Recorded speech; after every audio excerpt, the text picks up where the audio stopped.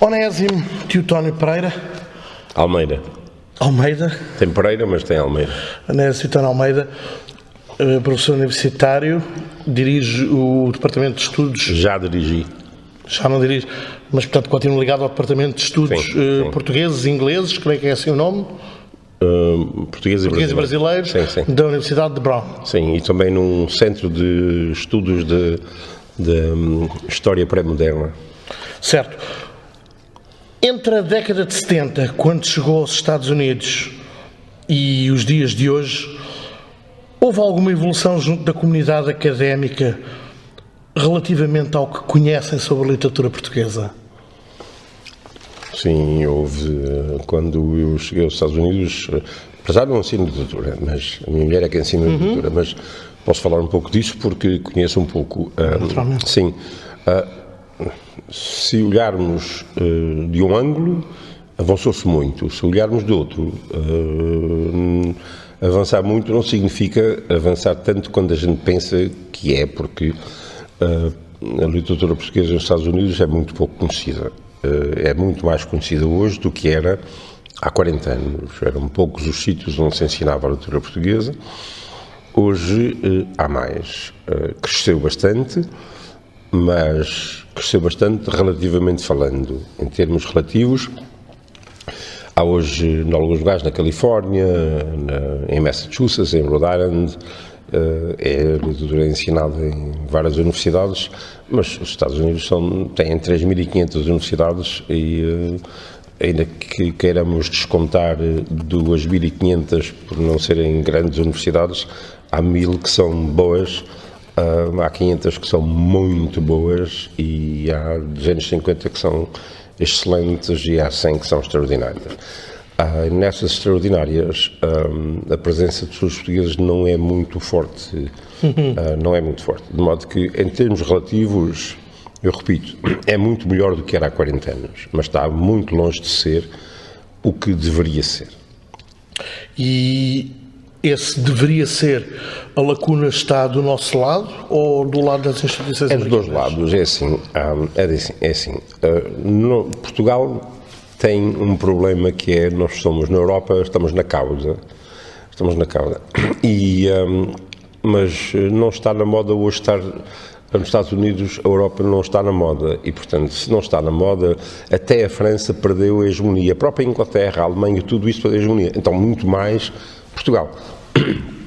Então, o Brasil é mais interessante porque o Brasil é da América Latina e há um fascínio nos Estados Unidos pela África, houve durante muitos anos, pela América Latina e agora mais por África e, portanto, Portugal entra pela porta de trás.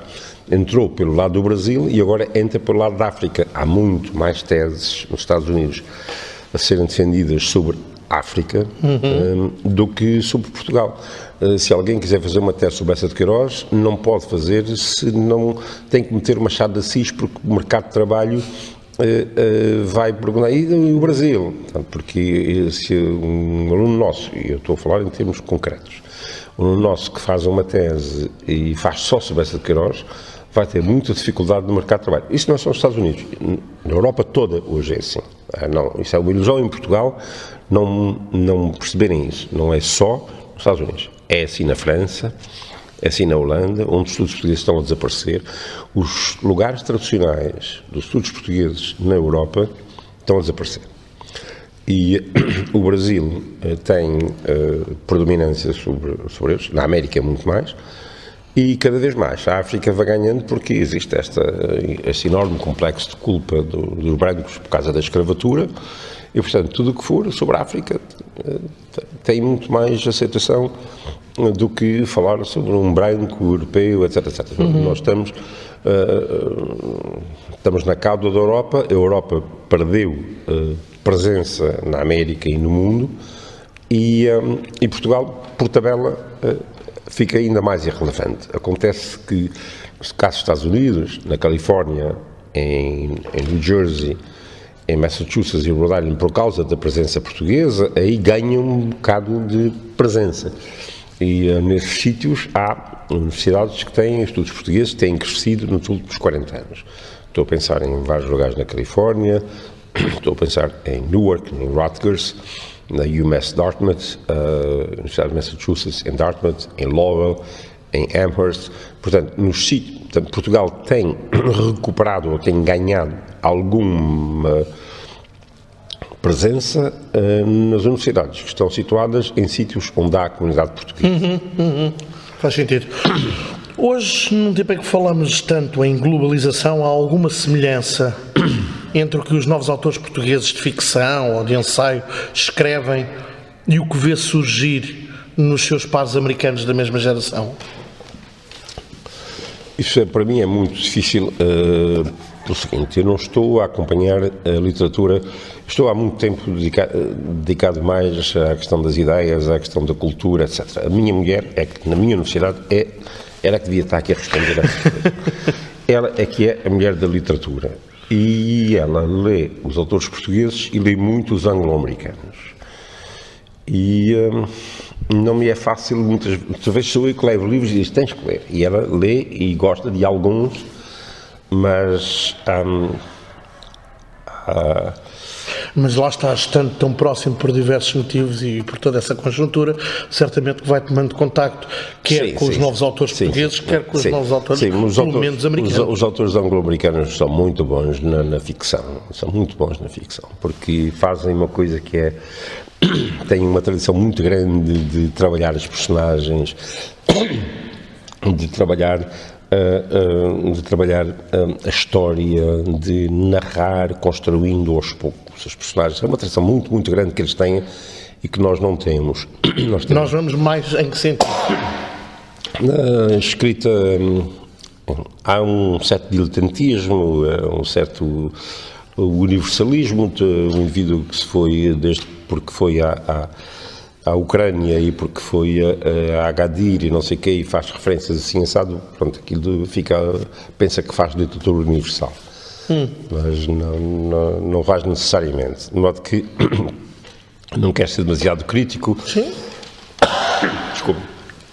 Mas, eu repito, não devia ser eu a falar nisso. A minha mulher é que é pessoa da literatura. Eu só falo com ela sobre isso muitas vezes e quem conhece bem a literatura anglo-americana, por alguma razão que a literatura anglo-americana é muito traduzida por todo o lado, há hoje a preocupação da parte dos autores portugueses de pensar que, escrevendo sobre coisas universais lá fora, dos outros países, só que eles não se apercebem que aquilo é superficial, porque quando o indivíduo vai a outro país e tem umas tintas, apanhou aquilo, escreve umas superficialidades que, do nosso ponto de vista, são muito interessantes, mas depois, do ponto de vista de lá, são superficiais. Por isso, sim. Não, por isso, ainda é o Saramago e sobre isso eu escrevi recentemente um texto, porque me pediram para um livro que vai sair na Ciclo de Leitores. Por isso o Saramago a escrever sobre Portugal ou o Lobo Antunes são muito mais apreciados do que alguns que escrevem sobre coisas que não têm nada a ver com Portugal.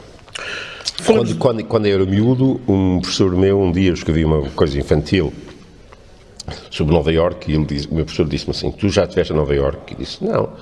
Disse assim: nunca se escreve sobre aquilo que não se conhece. E eu diria assim: nunca se escreve sobre aquilo que não se conhece bem. E, portanto, andar por aqui e por ali, a viajar, etc, é muito bom como leitura de viagens, mas não é necessário para os consumidores do país, mas não é necessariamente para os outros. Pensa que mesmo na ficção só se pode escrever sobre aquilo que se conhece bem? Não, pode inventar, os ficcionistas podem inventar à vontade, mas quando... isso é complicado, é preciso usar em termos...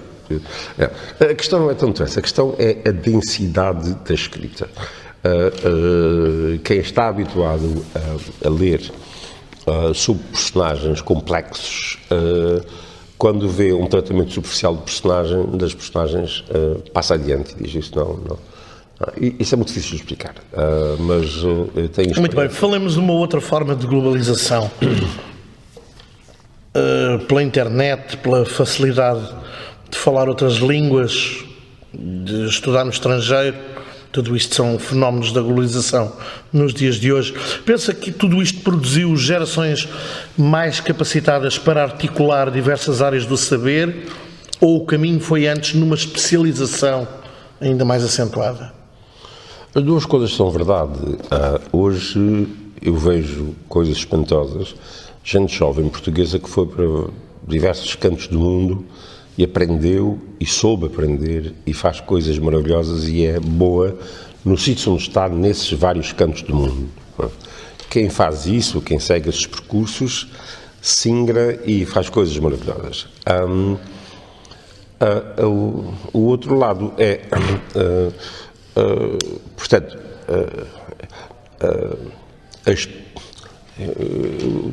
é difícil responder uma coisa, porque há muita gente portuguesa que foi para o estrangeiro e que singrou e entrou nos diversos canais, na física, na matemática, e eles estão lá a trabalhar e eles são bons na física, na matemática, na química, na administração, e eu conheço vários, estão a funcionar muitíssimo bem lá fora, mas, portanto, essa globalização não é aquilo que, não é um indivíduo especializar-se em generalidades, não. Essa gente vai lá para fora, quando se diz globaliza, significa eles entraram no outro universo, e são tão bons como os que estão lá fora, mas eles não são de estudos globais, eles são de estudos lá fora no mundo, numa especialização específica, porque eles estão a conversar com os pares que trabalham naquela área.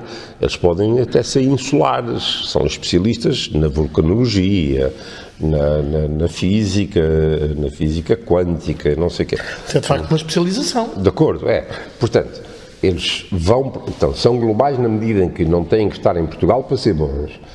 Mas essa coisa de estudos globais pode ser globais no sentido de articular diferentes áreas do saber e diferentes abordagens. Não, são duas coisas distintas. Uma coisa é ir lá para fora e numa área muito específica ser tão bom e dialogar com eles. Isto é o que importa. Agora, esta coisa do dialogar, pode dar um falar barato. Um indivíduo que dialoga tem que estar com um pé muito seguro num campo. Ele tem que estar seguro num campo, o que quer, qualquer que seja. E ele vai com um pé muito firme, conversando com os outros. Há um pé de apoio, para usar essa imagem. Se ele não tem um pé de apoio, é um fala barato. Está aqui, e eu estou farto de conhecer muita gente que vai e chega cá e diz não, ninguém faz caso dessa gente. Seguindo esse raciocínio, a expressão cultura geral significa hoje o mesmo que há 30 anos? Bom, eu tenho um problema muito sério com esta questão da cultura geral, porque é assim, porque há dois sentidos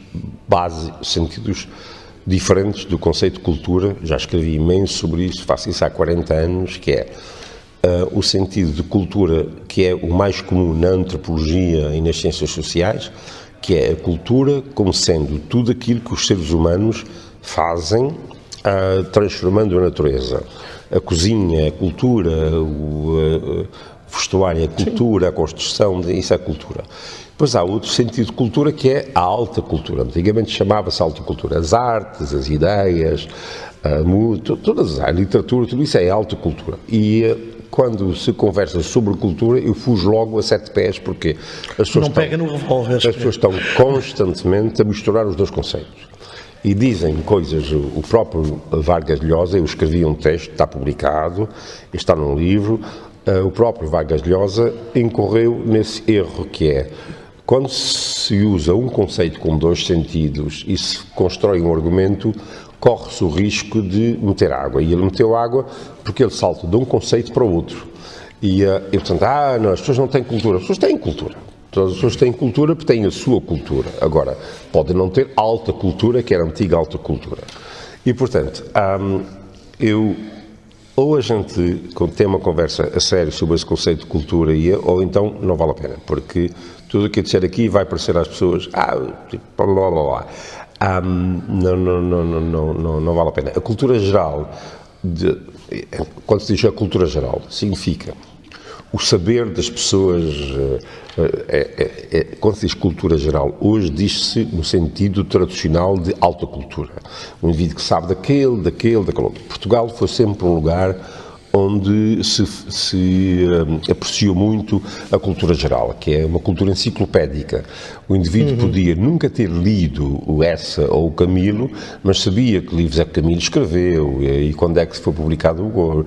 E era capaz de dizer no café, porque essa cultura manifesta... Desculpe interrompê-lo, isso não era já uma cultura muito específica? Não. Ainda está dentro do âmbito da cultura geral? Não, era uma cultura geral. A cultura geral não seria, por exemplo, saber falar sobre os maias sem nunca os ter lido?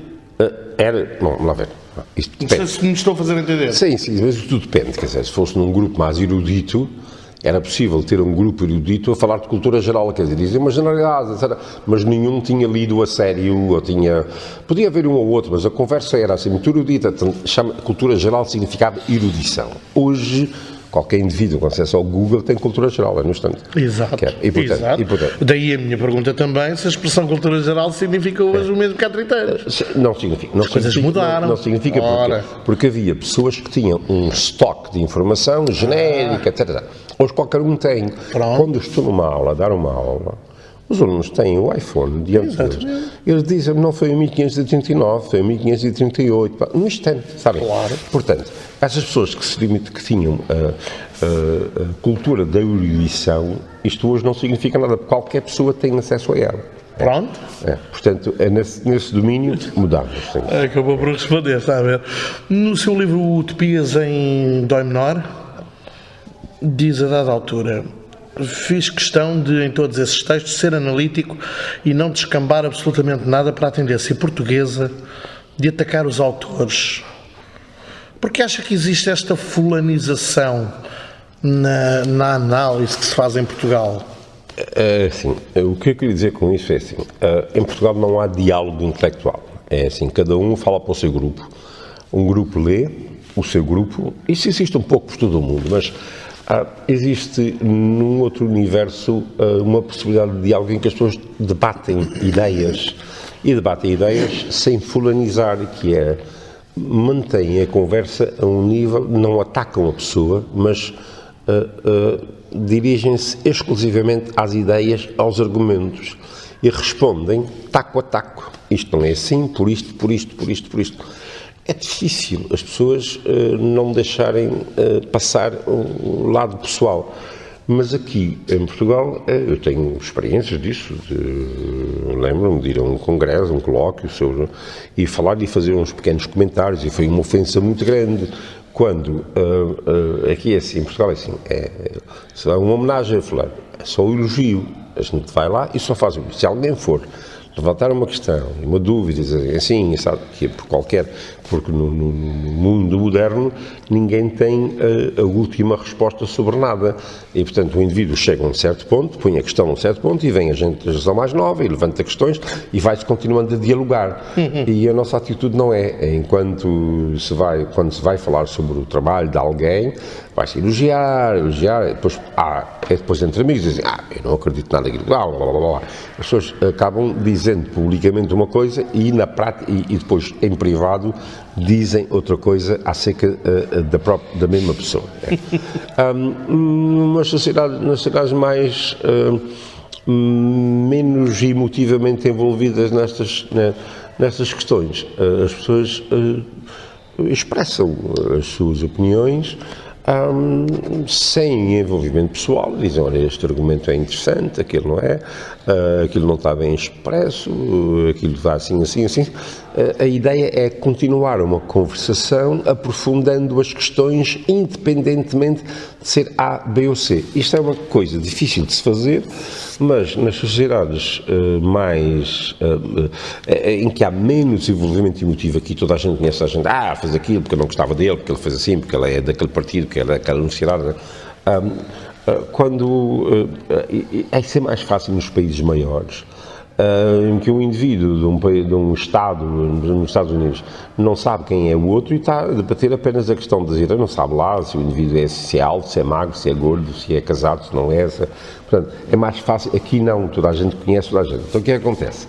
Aqui ninguém vem a público conversar sobre nada. Eu toda a minha vida tentei nos meus ensaios conversar sobre temática com pessoas que tinham escrito, que é que aconteceu? Nunca ninguém veio responder a nada do que eu tentei... Do que lançou para cima da mesa. Não.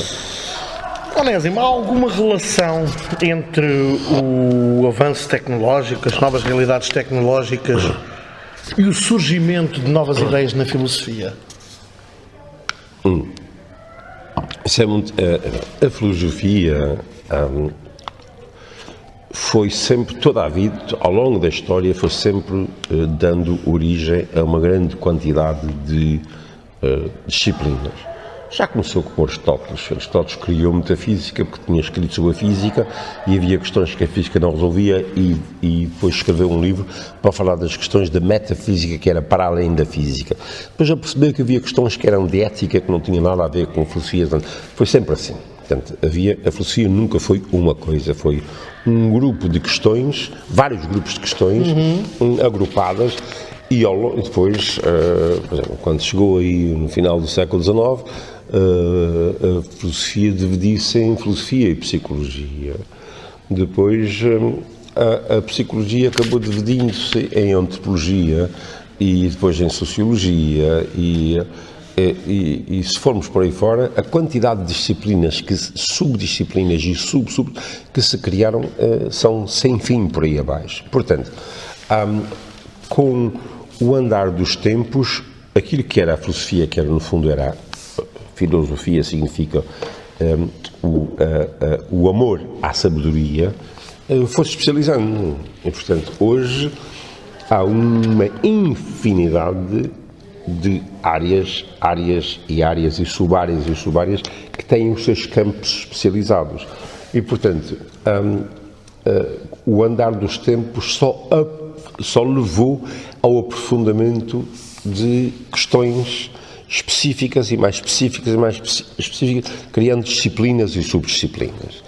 Aí não há que fugir daí. Mas isso não tem uma relação direta com os meios, digamos assim. Não, portanto, no caso da filosofia, a filosofia foi deixando, eu dou um exemplo, a cosmologia fazia parte da filosofia. Hoje a cosmologia pertence à física, não há nenhum filósofo. Pertence à física. Eles é que sabem. Naquele tempo, as pessoas sentadas na secretária pensavam... Aliás, ganham uma condição de maior exatidão. Absolutamente. Portanto, a filosofia foi... Que lhe retirou algum caráter especulativo que estaria na sua origem, possivelmente. Toda a filosofia foi sempre assim, foi dando lugar à criação de outras áreas. O exemplo da cosmologia, a lógica hoje é uma ciência completamente separada de tudo mais, quer dizer, a gente continua a chamar a filosofia, mas a lógica não tem nada a ver com a ética, embora a ética, o uso de lógica, são áreas... É porque a lógica, dentro de muito pouco tempo, cruzada com a inteligência artificial, vai ser qualquer coisa. Sim, mas, portanto, a lógica está completamente... A lógica faz parte de qualquer disciplina. Mas a lógica em separado é totalmente diferente da questão da filosofia da mente ou da epistemologia, são questões completamente diferentes. Portanto, aquilo que se chamava filosofia antigamente, que era o conhecimento assim meio teórico de cultura geral, não, isso hoje está muito mais subdividido em áreas e mais áreas. Há uma tendência enorme entre nós, figuras, ideias, produtos, que só sejam reconhecidos como valiosos ou inovadores depois disso acontecer no estrangeiro. O estrangeiro, eu costumo dizer, essa entidade gigante que começa logo a seguir à fronteira. Porquê que há essa tendência das coisas só depois de levarem o carimbo de aprovado lá fora, com as grandes aspas, então sim, serem reconhecidas como valiosas? Sim, bom. É pelo seguinte, porque nós estivemos na vanguarda da ciência no século XVI, mas perdemos, e portanto, tudo o que aconteceu, de novo, não há nenhum contributo português válido, há umas coisas mais ou menos interessantes, umas figuras, mas não há no século XVII, XVIII, XIX, então, quem foi para o estrangeiro e se envolveu na conversação científica lá fora, houve figuras que fizeram um trabalho notável, mas lá fora com eles. E, portanto, Portugal, cá dentro, percebeu-se facilmente que quem sabia sobre aquilo estava lá fora. Hoje está um pouquinho diferente. Em algumas áreas, há gente que já está cá dentro mas está constantemente em diálogo com lá fora. E, portanto, não é publicado numa revista da sua universidade que dá estatuto. É preciso que lá fora os pares, porque são eles que estão na vanguarda a trabalhar internacionalmente sobre quem está a ter a conversação toda a conversa hoje é internacional. Claro.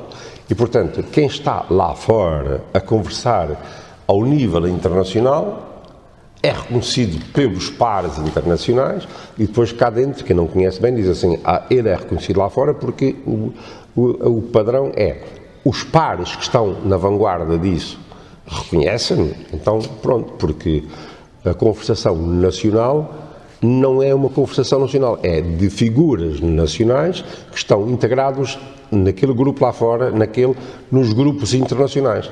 E, portanto, é preciso o aval deles. O tal carimbo.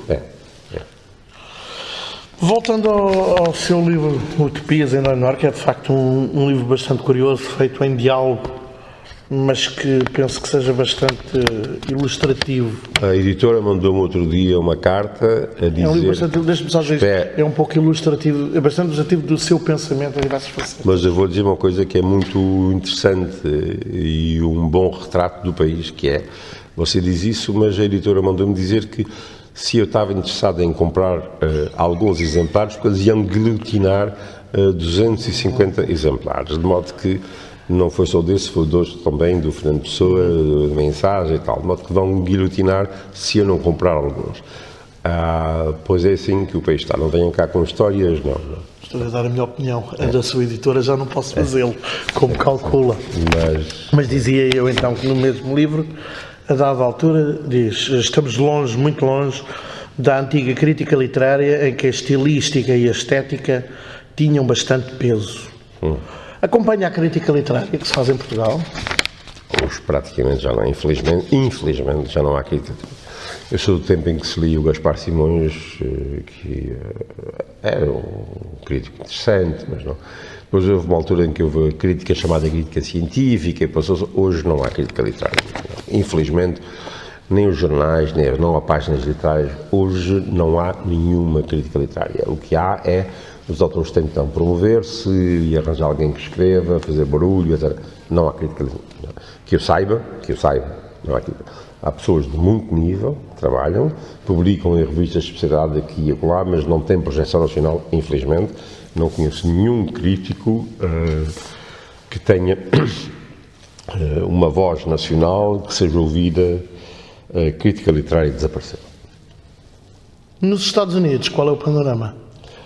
É um bocadinho melhor, mas não é muito melhor. É um bocadinho melhor porque ainda existe muita gente, existe um diálogo muito grande, existem muitas universidades, muita gente que escreve, e nas revistas da especialidade. E depois também porque ainda existe, claro, ainda existe o New York Times, os grandes jornais ainda têm os seus autores, os seus leitores de livros. Eu leio todas as semanas o New York Review of Books, o New York Times Book Review. E de 15 em 15 dias o New York Review of Books, e fazem recensões de livros, a sério, ainda existem esses baluartes, mas em Portugal existe, felizmente ainda, o Jornal de Letras, mas o Jornal de Letras, eu colaboro há 40 anos, se o Jornal de Letras escrevesse um artigo a fazer a menor crítica a um autor, estava desgraçado. Portanto, num país pequeno como nós não se pode, não tem que ser. O meu amigo José Carlos Vasconcelos tem que ter um esforço extraordinário de manter o JL. As pessoas todas falam mal do JL, blá, blá, blá, mas quando o JL desapareceu, vai-se a última voz. Pelo menos o JL ainda fala dos livros e procura falar bem, porque em Portugal é muito difícil fazer a menor crítica a um livro, porque os autores não toleravam, deixavam logo de escrever, de assinar o JL, escreviam, soltavam. Felizmente ainda lá fora é possível, porque as pessoas têm, quando fazem uma crítica a um livro, dizem, olha, gostei disso assim, assim, assim, assim, no entanto está aquilo, e há um dosear. Quando um indivíduo é exclusivamente laudatório, as pessoas começam a desconfiar. Estamos a gravar esta conversa aqui nas correntes escritas, indubitavelmente o maior encontro de livros, de literatura, em torno de todas estas coisas a nível nacional, é quase impossível que não vá tendo contacto com livros dos novos autores portugueses, mesmo que isso não seja a sua área de trabalho, quer dizer, nem que seja por afinidade pessoal, é praticamente impossível. Desses livros que vai encontrando, principalmente, não lhe falo dos consagrados, ou dos novos autores portugueses, acha que traduzem a realidade portuguesa contemporânea ou tentam apenas mimetizar, repetir, passa a expressão, modelos e fórmulas anteriores? Não, eu não vou mencionar o nome. Naturalmente que sim. Não, mas há vozes muito giras, muito interessantes. Eu ouço-os aqui na Póvoa, a gente percebe, ouvi-os falar e fica com interesse depois de os ouvir e vai buscar livros deles e lê e gosta. E eu tenho aprendido, tenho conhecido e tenho apreciado. Não é necessariamente aqueles que têm, para mim, do meu ponto de vista, e assim, cada um tem os seus juízos subjetivos. Estamos aqui para ouvir o seu. Há muito talento, há muita gente jovem a escrever coisas com muito interesse. Aqui na Póvoa eu vou ouvir mesas e ouvir gente que dá gosto de ouvir, dá gosto de ouvir ler ou ouvir falar. É um olhar diferente, é uma gente muito diferente da gente do meu tempo, é gente hoje muito mais aberta, não tenho a menor dúvida, não, essa gente existe, sim. Não tenho a menor dúvida, não, há gente com muito talento. Agora, depois disso, não é, há gente que, há livros que caem bem no público português, mas o público português não é necessariamente o público do outro lado. Livros que funcionam bem para o público português. Voltamos ao lá fora e cá dentro. Mas quando são traduzidos, perdem. Primeiro, nós temos uma grande desvantagem em relação ao resto do mundo, que é, e foi sempre assim, os grandes autores estrangeiros foram sempre traduzidos por grandes autores portugueses. E os autores portugueses emprestaram a sua capacidade de escrita à obra deles. Há muito pouca gente lá fora que sabe português. E não são necessariamente autores de peso, é isso que me está a dizer. Curioso. E, portanto, eu digo isso há décadas, e, portanto, é muito pouca gente que sabe português para poder traduzir com qualidade. Qualidade literária. Muito bem visto. Isso é muito sério. É uma perspectiva interessante. É uma grande e poucas vezes referida. É uma grande desvantagem que nós temos. E aí os nossos autores não têm essa vantagem porque lá há muitíssimo pouca gente lá fora que sabe português, depois lá faz, traduz, mas não tem. E é preciso, na tradução, é preciso recriar um livro. Sim, e não tem o tal feeling, passa a expressão, da literatura. Tantas vezes que se ouve falar em Portugalidade, faz algum sentido falar em Portugalidade? Há características que justifiquem este agrupar num todo? Eu tenho escrito sobre isso. As pessoas misturam também aí uma quantidade enorme de conceitos. A Portugalidade eu tenho sentido quando é um sentimento. Por exemplo, há uma Portugalidade que me toca que é, eu estou lá fora, mas eu sinto-me português. Não é? Agora, quando eu me digo eu sinto-me português, eu não estou a dizer que caibo num figurino português, o português é assim, assim, assim. As pessoas confundem. Eu estou fartíssimo de conversar sobre isso, de debater, eu estou fartíssimo de banalidades, que é, eu sentir-me português não significa, é uma coisa vaga, é uma coisa muito especial, não me diz como é que eu devo ser, como é que eu devo vestir, como é que eu devo comer, eu não tenho que gostar de bacalhau, eu posso sentir-me português e detestar bacalhau, detestar o Benfica, detestar o Algarve, não tem nada a ver, uma coisa é uma identificação, sentir-me parte de um grupo cultural, outra coisa é achar que isso significa que eu tenho que ser de uma certa maneira. E o erro é impor a toda a gente... Estou-me a lembrar do Almada Negreiros, quando dizia ser moderno é como ser elegante. Não é uma maneira de vestir, é uma maneira de ser. Portanto, aí é uma maneira de sentir, nem sequer é uma maneira de sentir. Sentir-se parte de um grupo, eu sinto-me sempre, eu venho aqui, mas eu não me comporto como as pessoas, não tem nada contra o modo como elas são. mas eu não sinto nenhuma obrigação de ser como assim, ou assado, porque aquele dia assim é que é ser português, não, isso não existe. Agora, eu sinto-me. Uma coisa é sentir, outra coisa é sentir a obrigação de se comportar como A, B, C ou D. E esse sentir-se português é algo, essa Portugalidade, para usarmos então o mesmo termo, é algo inalterável, inalterado, melhor dizendo, através dos 70 Isso é tão simples, tão banal. Quando a gente sai, quando a gente cresce de um país até à idade da puberdade, a gente é moldados pelo sítio onde a gente cresce. E, portanto, se eu sair daqui com 25 anos, eu já vou português chapado, não há nada a fazer a minha língua, tudo, o meu universo é tudo os Açores, Portugal, tudo isso, etc. Quanto mais tarde se imigra, mais a marca do sítio que nós quando nascemos, nós somos completamente tábula rasa, não somos, trazemos muita coisa genética, não. Mas depois o mundo é construído quanto mais anos ficamos num sítio, mais somos moldados, marcados por aquele sítio. A aculturação, sim. A aculturação é uma coisa diferente, que é nós somos culturados, significa nós copiamos o sotaque, a maneira de ser, o gosto, a maneira de comer, o gosto, tudo. E quanto mais anos passamos nesse universo, mais somos moldados por isso. E, portanto, não há nada particularmente metafísico sobre a superioridade, acerca da superioridade portuguesa. Não. Cada um vai sendo moldado pelo sítio onde cresce. Ninguém falou em superioridade. Como? Ninguém falou em superioridade. Sim, é só isso, caralho. As pessoas Portugalidade. Não, a Portugalidade é. Olha, os que nasceram em Portugal e viveram até 20, 30, 40 anos têm uma coisa muito em comum, que é sentem-se parte de um grupo, de uma conversação, falam aquela língua melhor do que as outras, sentem-se mais à vontade, quando chegam a casa tiram os sapatos e vestem o pijama e estão à vontade. A Portugalidade é em que língua e cultura te sentes à vontade e não te sentes estrangeiro. Isso aqui é. Para nós é Portugalidade, para outros é Hispanidade, para outros é qualquer coisa, é chinesidade e tal. Um indivíduo que cresceu em Pequim até aos 30 anos pode ir para Nova Iorque, não sei mais o quê, internacional, mas quando chega a Pequim diz, pá, daqui é que eu sou. Mas é assim, isso é uma coisa tão natural.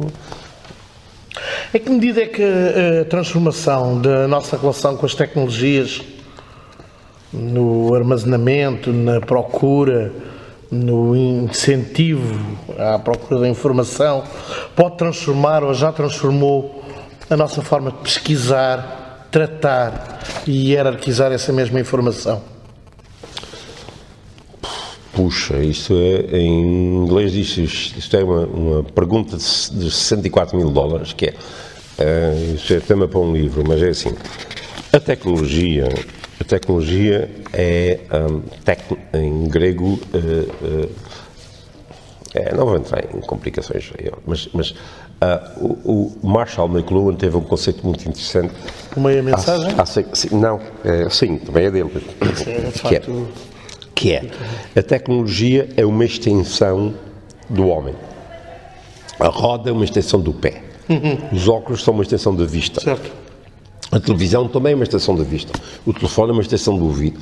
A tecnologia são meios que nós usamos para estender as nossas potencialidades. As nossas potencialidades. Muito bem. Portanto, essas coisas não mudam nada às coisas. Quer dizer, o indivíduo, o Hitler, usa as tecnologias para estender o seu poder. O Trump também. O Papa Francisco também. Portanto, estas coisas, a tecnologia são extensões dos seres humanos, mas não mudam as intenções dos seres humanos, nem as capacidades dos seres humanos de criar o bem e criar o mal. Portanto, as tecnologias não são más em si. Mas deixe-me introduzir-lhe um pequeno parênteses que talvez ajude a compreender um pouco também o sentido da pergunta. Quando não havia telemóveis, todos nós sabíamos o nosso telefone de cor. Hoje em dia há muita gente que quando diz, espera aí, tenho que ver, eu nunca ligo para mim. Sim, mas não precisa prosseguir. As pessoas mudam o telefone de casa, tenho aqui gravado, mas não sei de cor. Quantas vezes ouvimos isto? Sim, mas isto não é grave. Não é grave? Não é grave, é um pormenor, mas é simbólico. Não é assim. É assim. Só havia um telefone na minha freguesia, ali em casa. É o 9159 da Estância. Claro que não se esquece. Hoje não esquece. Quando as pessoas mudam de telefone constantemente, não sei mais, isto não é importante. Não, mas é que nós hoje não marcamos o número. Não importa. Mas isso não Nós importa. carregamos numa tecla e o número está lá. Não importa, isso não é importante. Mas porquê é que isso é importante? Não é nada importante. Porquê é que é importante saber... Um exemplo concreto de como alterou a nossa fixação de uma informação. Mas não é importante nada, não é importante, mas não, isso não é importante nada. Porquê? Porque há muitos números, eles mudam constantemente. Não é do número em concreto que eu estou a falar. Estou a dar um exemplo de uma relação com a informação. Qual é a importância de você saber que o número de telefone que eu usava, que era o 9159, qual é? Não há importância nenhuma. Do meu tio, quando meus avós, eram 91-220. Pronto, serve para quê? Não sei nada. Trivialidades. Quer dizer, não há importância nenhuma. Hoje toca no botão e pronto, e eu uso o telefone. Mas, porquê? Porque era tão poucos. Era um número ou dois. Nós não podemos decorar tantos números como se decorava, porque era só um ou dois, e usava-se constantemente, era preciso usar aquele. Portanto, não há nada de mágico, não há nada de bom. As crianças não sabem fazer uma conta de somar. Isso é outra história, Não sei se é diferente. Aí é outra história, Uma coisa, saber os nomes, isso nunca mais acabava de... Por exemplo, nós não temos, as crianças, por exemplo, na tradição anglo-americana, as crianças aprendem os nomes todos das pessoas, todos. Os nomes todos? Das pessoas, todas. Há muito hábito das pessoas aprenderem os nomes das pessoas. Sim. E continuam com isso. Sim. É importantíssimo saber o nome da pessoa. Os meus filhos chegavam a casa e contavam uma história assim. A Joana disse assim, o António respondeu e o Marco disse assim, 100%. E isto continua sempre. Eles sabem os nomes. Agora, o número do telefone, ele mudou 30 números, não tem, isso não é importante, não tem nada de identidade, não há nenhuma identidade ligada no telefone. Ele mudou do meu para o outro. Qual é a importância que isso tem? Não tem importância nenhuma, vai não saber. Agora, a questão da matemática, saber de cor e tal, isso pode ser ou pode não ser. Se o indivíduo se o indivíduo não aprende a fazer operações, isso pode ser grave. Agora, se o indivíduo depois tem a ajuda do computador ou do calculador e faz essas contas, isso pode ser importante. Se o indivíduo vai se ingrar e vai estudar e precisa daquilo, deve perceber porque é que aquelas contas se fazem assim. Mas se o indivíduo não tem nada, trabalha num café e ele vai antigamente fazia de cor, agora faz com a máquina, não sei mais o quê. Qual é a diferença? Não vale a pena fazer coisas metafísicas, uma coisa muito simples. Se o trabalho dele é aquilo, está a servir o importante, está a servir o cliente, se ele usou a máquina, o outro fazia de cor. A gente acha piada outro dia em Sausalito, da Califórnia, em São Francisco, do lado da ponte. Fomos a um restaurante, eu, minha mulher e um casal amigo, e depois o indivíduo veio e perguntou, e cada um queria um prato complicadíssimo, assim, assado, e ele veio e não tomou nota de rigorosamente nada. Ouvi. Depois foi-se embora e dali a meia hora ele veio com os pratos e trouxe exatamente, direitinho. Cada um teve o seu prato, tal qual tinha pedido, e ele diz assim, olha, você não tomou nota de nada. E era tão complicado que cada um quis, e você vê com tudo certinho, como é que foi? Dizer assim, se eu fosse escrever, era mais complicado se eu escrevesse, que depois não ia perceber a minha caligrafia. Portanto, quer dizer, o indivíduo que é o empregado, eu admiro o facto de ele ter decorado, mas se ele tivesse escrito e tal, ou tomado nota, isso não é importante. Não é importante. Às vezes fazem-se questões, não é importante. Agora, se o indivíduo vai estudar e vai precisar de fazer operações, ele tem que saber a sério porque é que as operações são assim, etc. Mas há coisas que ele pode usar o cérebro para outras coisas melhores do que... Pronto. Uma das frases que definem de alguma forma o 1984, o livro do Orwell, é aquele estribilho: quem controla o passado controla o futuro, quem controla o presente controla o passado. Uma das coisas que já ouvi muitos professores comentarem é que hoje há uma certa tendência de vários alunos, principalmente a nível do liceu, responderem sobre uma pergunta, a um facto histórico, uma figura histórica, etc. Professora, como é que quer que eu saiba? Eu não era nascido nessa altura. Como é que encara essa tendência de alguém achar natural eu não tenho que saber porque isso não é do meu tempo. Bom, claro que eu não gosto e prefiro os alunos que sabem. E é assim. As pessoas que se interessam e estudam e sabem a sério vão muito mais longe do que as outras que não são obrigadas a saber, mas não vão longe. Não quer saber, pronto, está bem, pronto. Antigamente nós obrigávamos toda a gente a saber um certo número de coisas. Hoje não é bem assim. Agora, o que as pessoas não se apercebem é que aqueles que vão se ingrar na vida são aqueles que, naquilo que lhes interessa e que é importante para se ingrarem, eles vão aprender e vão saber. E se eu tivesse que fazer alguma aplicação ao caso português, há muita gente que está para aí com um diletante, mas há gente que está lá fora, tem muitos desses alunos, que trabalha a sério, estuda a sério e vai longe, e depois são eles que vão ditar as regras do mundo, ao mundo, e eles é que vão vencer, vão vingar, e os outros que, não preciso disso, não preciso. Isso cada um escolhe o que quer. Não preciso, está bem, pronto, não precisa. Mas quem... Estou a ouvi-lo e apetece-me perguntar-lhe, é um otimista em relação ao futuro? Olha, eu sou otimista, já fui mais otimista do que sou. Porque hoje há tanto... De repente esse coronavírus, de repente vem por aí fora, a gente não sabe, hoje as coisas de repente explodem, isto pode ir tudo para os ares, de repente a mudança climática.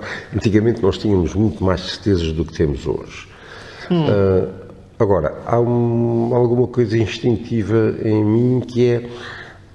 há umas forças fortes que avançam e que conseguem resistir e que acabam vencendo e há muita gente que vai, eu conheço, eu tenho tantos alunos, gente que vai denodadamente e que estuda, que trabalha, que avança. E o que eu vejo cada vez mais é uma diferença muito grande entre a gente que vai à frente, a gente que estuda, a gente que trabalha mesmo e que vai na vanguarda, vai, e depois a diferença cada vez maior entre os haves e os have-nots. A gente que vai longe e que vai dominando tudo, e depois os outros, estão dos copos. Estamos a assistir a um mundo cada vez mais extremado. Sim, eu acho que sim. Muitas vezes fala-se do desaparecimento da classe média. Sim. Um dia o Jorge Altrino, numa entrevista, dizia-me uma coisa muito curiosa, que até é sintomático disso, o desaparecimento da chamada música ligeira, ou seja, ou é erudita ou é pimba, e eu fiquei a pensar nisso bastante tempo. Ou seja, em diversas áreas, se calhar, há essa questão similar, o meio termo esvair-se e... não digo que desapareceu não, simbolicamente, mas cada vez mais, por exemplo, desde os indivíduos, por exemplo, em qualquer área, por exemplo, o Ronaldo, as pessoas entendem melhor o Ronaldo. Sim. Ele trabalha, vai longe, porque ele trabalha, mas aquilo é um exemplo do que acontece na física, na matemática, na música, em qualquer área. Quem hoje vai longe está a fazer como o Ronaldo faz. E depois dizem, ganhou, trabalhou, ele trabalha. E cada vez mais se extrema. Não é mais jogar no bairro, como era há 30 anos. Marcava o Garrincha, marcava assim umas fintas.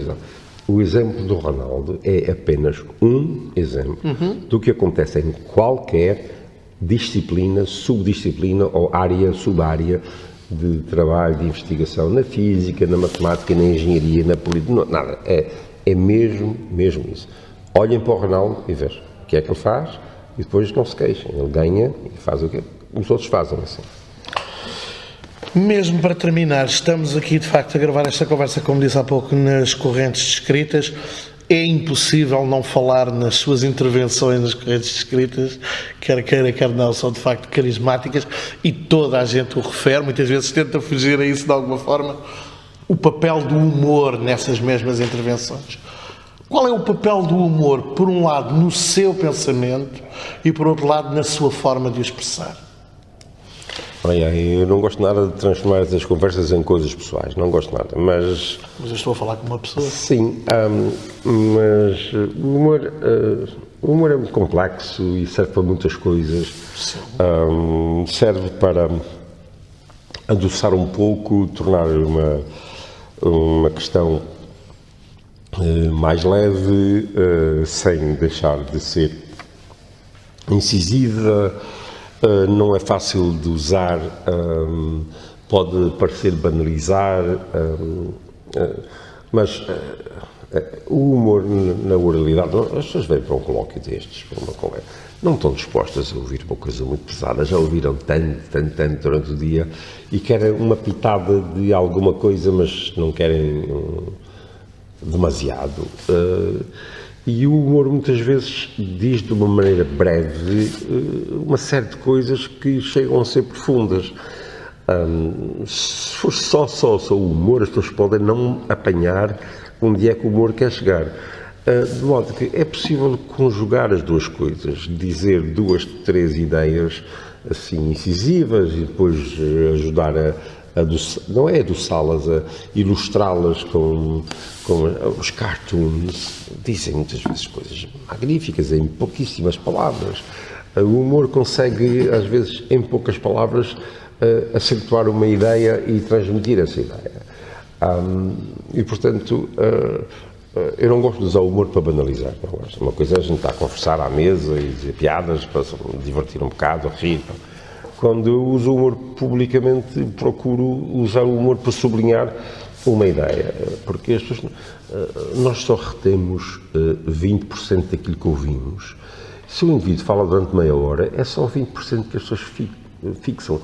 E desde que eu era criança, eu preferia ouvir uma história. Quando o padre falava na igreja, a gente fixava melhor, chamava-se exemplo. Havia até histórias exemplares, a Sofia tem um livro de histórias exemplares. A gente fixava a história porque era um exemplo. Hoje é o storytelling. Eu via a história e fixava. É melhor fixar com uma história. Também o humor também faz isso. Tanta vez que eu falo, diz, eu vi-o falar, onde foi? O que é que não sei, mas contou aquela história. Os seres humanos são assim. E, portanto, o humor consegue transmitir uma ideia, se a história é interessante e está bem conjugada com a ideia, ajuda a fixar. Não é a única maneira, mas quando a gente está a falar com um público diversificado, um público